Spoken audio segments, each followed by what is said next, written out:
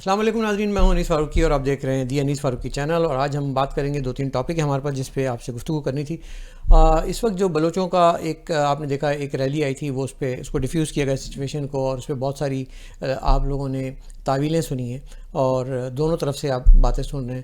میں نے ایک چیز نوٹ کی ہے کہ جب بلوچ انسرجنسی، ٹیررزم یا مزاحمت یا ریلی یہ جب سر اٹھاتی ہے تو کچھ سوئے ہوئے خاموش سلیپنگ سیلز جاگ جاتے ہیں. اور مجھے بڑی حیرت ہوتی ہے یہ دیکھ کر کہ یہ سارے کے سارے سلیپر سیلز وہ ہوتے ہیں جو بڑا معصوم چہرہ رکھتے ہیں اپنے اوپر. ان میں شاعر ہوتے ہیں، ان میں ادیب ہوتے ہیں، رائٹر ہوتے ہیں، فنکار ہوتے ہیں، جرنلسٹ ہوتے ہیں، جج ہوتے ہیں، اور وہ ہمارے اندر ہماری جڑوں میں بیٹھے ہوئے لوگ ہوتے ہیں. ہم نے ابھی تک ان کو پہچانا نہیں ہے، ہم نے ابھی تک ان پہ کوئی ایکشن نہیں لیا، ہم ان سے سہمے ہوئے ہیں، ہم ڈر گئے ہیں. ہم ایک ایٹمی ریاست ہیں، ہمارے بڑے بڑے آرمی چیف آئے ہیں بڑے دبنگ مکہ لہرانے سے لے کر اور آج تک، لیکن ہم ان لوگوں کے سامنے نہ جانے کیوں بے بس ہیں. یہ میرا سوال ہے. میں دیکھتا ہوں لوگ پاکستان سے فائدہ اٹھاتے ہیں، لوگ پاکستان سے لاکھوں کروڑوں بناتے ہیں، نام بناتے ہیں، شہرت کماتے ہیں، مشاعرے اٹینڈ کرتے ہیں صاحب، اور اس کے بعد بڑا معصوم، بڑا دل فریب سا چہرہ بنائے وہ گھومتے پھرتے ہیں، شیروانی اچکن پہنے، ویسکوٹ پہنے، بالوں کو عجیب پونی بنائے، اور یہ ساری چیزیں کرتے ہیں. جب بلوچوں کا وقت آتا ہے تو ان کے اندر کا ایجنٹ جاگ جاتا ہے. میں بالکل وہ لفظ یوز کروں گا جو مجھے کرنا چاہیے، ایجنٹ. جی ہاں، وہ BLA کے ایجنٹ ہیں، وہ بلوچستان کے مزاحمتی، جنگجو، دہشت گرد گروپوں کے ایجنٹ ہیں، وہ بلوچستان میں خون ریزی پھیلانے والے بیرونی اعلی کار ہیں، ہندوستان کے ایجنٹ ہیں. کلیئر کٹ بات ہے صاحب.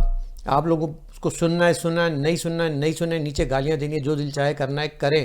حقیقت سے آنکھیں نہیں چھپائی جا سکتی، کیونکہ مجھے اس دشمن کی پرواہ نہیں ہے جو پڑوس میں بیٹھا ہوا ہے، جس کا سربراہ نریندر مودی ہے، یا جس کا سربراہ کوئی افغانی ہے، یا جس کا سربراہ کوئی چینی ہے، روسی ہے. مجھے اس کی پرواہ نہیں، کیونکہ وہ نون اینیمیز ہوگا. اگر کو ہوا نریندر مودی اگر ہے، وہ للکارتا ہے بھارت کو، تو وہ اس کا فرض ہے، اس کا دیش ہے، وہ اس کو للکارنا اس کا کام ہے، اس کی وجہ سے اس کو ووٹ ملتے ہیں پاکستان بیشنگ پہ. لیکن مجھے اس دشمن سے لڑنا ہے، اس دشمن کو پہچاننا ہے، اور اس دشمن کو ٹھکانے لگانا ہے کہ جو ہمارے صفوں میں بیٹھا ہے. ناظرین کرام، مارنگ صاحبہ کا انٹرویوز بھی دیکھے میں نے بہت سارے.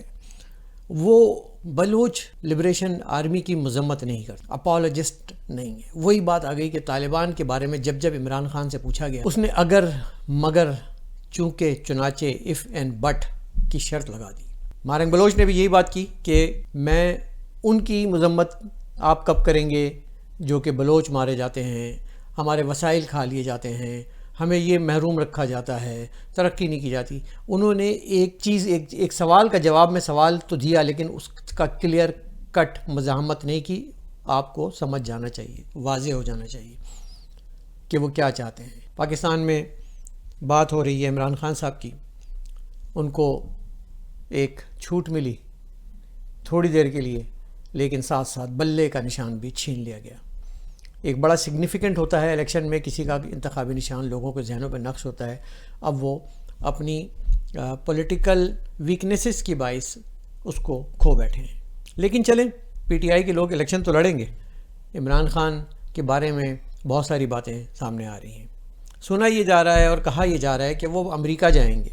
ہماری جو اطلاعات آئی ہیں اس میں یہی ہے کہ الیکشن سے پہلے عمران خان اڈیالہ کی حدود سے باہر ہوں گے.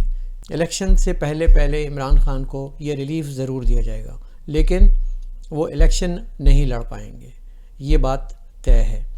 اب وہ یہ اپنی تحریک، اپنے الیکشن کمپین ملک کے اندر رہ کر چلاتے ہیں، یا ملک سے باہر جا کے امریکہ میں وکیلوں کو، ریاست کیلیفورنیا میں کرے تو زیادہ بہتر ہے، وہاں ان کا ایک اور مقدمہ بھی زیر سماعت ہے، تو وکیلوں کی ایک تنظیم وہاں بھی ان کے کام آ جائے گی، اور وہ وہاں بھی کام کر سکتے ہیں. ٹیرین وائٹ کا جو کیس اور سیتا وائٹ کا کیس ہے. لیکن یہ ہماری اطلاعات ہیں کہ عمران خان اب واپس آ رہے ہیں، ان کو ریلیف ملے گا، اور یہ الیکشن ویسا الیکشن نہیں ہوگا جیسے کہ عمران خان کو 2018 میں کیا گیا تھا کہ یک طرفہ بالکل. تو آئیے دیکھتے ہیں اس الیکشن میں PTI نے اپنا کیا منشور پیش کیا ہے. میں آپ کے سامنے چند نکات میرے سامنے کمپیوٹر پر لکھے ہیں، میں آپ کو پڑھ کے سناؤں گا کہ اس دفعہ پی ٹی آئی کا منشور کیا ہے صاحب؟ سب سے پہلے عافیہ صدیقی کو واپس لانے کا اس میں نمبر 1 ہے. ریاست مدینہ بنائیں گے پاکستان کو, $200 ارب واپس لائیں گے, 90 دن میں کرپشن کا خاتمہ ہو جائے گا, ملک بھر میں تمام تر تعیناتیاں, تقرریاں, اپوائنٹمنٹس میرٹ کی بنیاد پر ہوں گے انکلوڈنگ پنجاب. 200 سے زائد ماہرین کی 22 سال میں ایک ٹیم تیار کی ہے جو یہ ملک کو ترقی کی شاہراہ اور اکانومی کو آگے لے جائے گی. اور سب سے بڑی بات یہ ہے کہ جو بیچارے بے روزگار ہیں ان کے لیے خوشخبری دی گئی ہے اس بار منشور میں کہ ان کو 1 کروڑ نوکریاں دی جائیں گی, 50 لاکھ گھر بنائے جائیں گے, 1 ارب درخت لگائے جائیں گے, اور IMF سمیت کسی سے 1 پائی قرضہ نہیں لیا جائے گا. کشکول توڑ دیں گے, پی ٹی آئی کے منشور کا حصہ ہے. لوگ یہاں پہ صاحب باہر سے نوکریاں ڈھونڈنے آئیں گے, یہاں پہ گورنر ہاؤس کو, وزیر اعظم ہاؤس کو یونیورسٹی بنا دیا جائے گا. ہمارا وزیر اعظم سائیکل پر وزیر اعظم ہاؤس جایا کرے گا. کرپشن کا خاتمہ ہو جائے گا, کوئی پرائیویٹ جیٹ استعمال نہیں کیے جائیں گے, کمرشل جہازوں کا استعمال کیا جائے گا. ویلنٹائن ڈے پہ پابندی ہوگی. تمام جیلوں سے, بڑے امپورٹنٹ ہے یہ, تمام جیلوں سے AC اتروا دیے جائیں گے اور وہاں پر سے کوئی ایکسرسائز مشین مہیا نہیں کی جائے گی, اور دیسی گھی میں بھنے ہوئے مٹن کی فراہمی شدید ممنوع ہوگی اگر یہ پی ٹی آئی الیکشن جیت جاتی ہے. ایمنسٹی اسکیم یا NRO نہیں دیا جائے گا. اور یہ جو آخر کے 3 نکات ہیں, مجھے نہیں معلوم یہ اس دفعہ کیوں شامل کیے ہیں انہوں نے اپنے منشور میں, کہ ملک سے فحاشی اور زنا کاری کا خاتمہ ہو جائے گا, کیا جائے گا. جادو ٹونا, توہم پرستی, یہ سب ختم کیا جائے گا, اس کی حوصلہ شکنی ہوگی. صادق اور امین ہونے کے ناطے سرکاری توشہ خانے میں کسی قسم کی خیانت کی اجازت نہیں دی جائے گی. اور سب سے بڑی بات یہ ہے کہ امریکہ اور سعودیہ اور ہمارے جو ممالک ہیں دوست, ان کے ساتھ محبتیں بڑھائیں گے, نہ کہ نفرتیں بڑھائیں گے. ٹیلی فون کالیں کریں گے ایک دوسرے کے ساتھ, آگے بات ہوگی. اور پارٹی ترجمان نے یہ منشور بتاتے ہوئے یہ بھی واضح کیا کہ یہ سب جو آپ نے پوائنٹ اور نکات سنے ہیں, یہ سب کرنے کے بعد اگر کچھ وقت بچا تو ملکی معیشت, اور آپ کو معلوم ہے معیشت کون کہتا ہے, اور آپ کے GDP پہ بھی توجہ دی جائے گی. اس منشور کو بنانے کے لیے میں نے جیسے عرض کیا کہ 22 سال کے سینئر PTI کے اراکین تھے, لیکن ان کو ایک کمرے میں الگ سے بند کر دیا گیا, اور اس سے زیادہ سینئر اراکین پہ مبنی ٹیم جس میں عثمان بزدار, فرید مانیکا, فرح گوگی اور ایک اور بڑے اہم سینئر رکن جناب فیض حمید صاحب بھی شامل تھے. اور فیض حمید نامی سینئر اراکین تھے. ان سب نے مل کر اس منشور کی توثیق کر دی ہے. یہ منشور منظور ہوا, اس پہ دستخط ہوئے, اور دستخط کی تقریب پارٹی جو ہوئی وہ ایک اعزازی بانی ان کے ہیں باجوہ صاحب, ان کے گھر پہ خفیہ مقام پر منعقد کی گئی.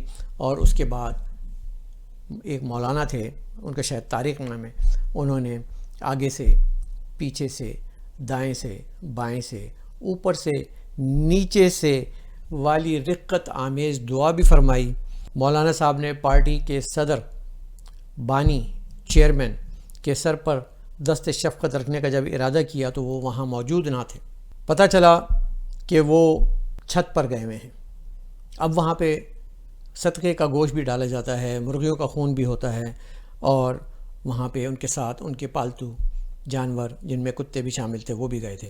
تو یہ منشور آپ نے سنا ناظرین, یہ منشور بڑا اہم ہے کہ اس سے پہلے پیش نہیں کیا گیا تھا, اور اس میں پہلی بار یہ چیزیں سامنے آئی ہیں. تو اب دیکھنا یہ ہے کہ یہ منشور بڑا لوگوں کے دلوں کو بھاتا ہے, نہیں بھاتا ہے, کیا ہوتا ہے.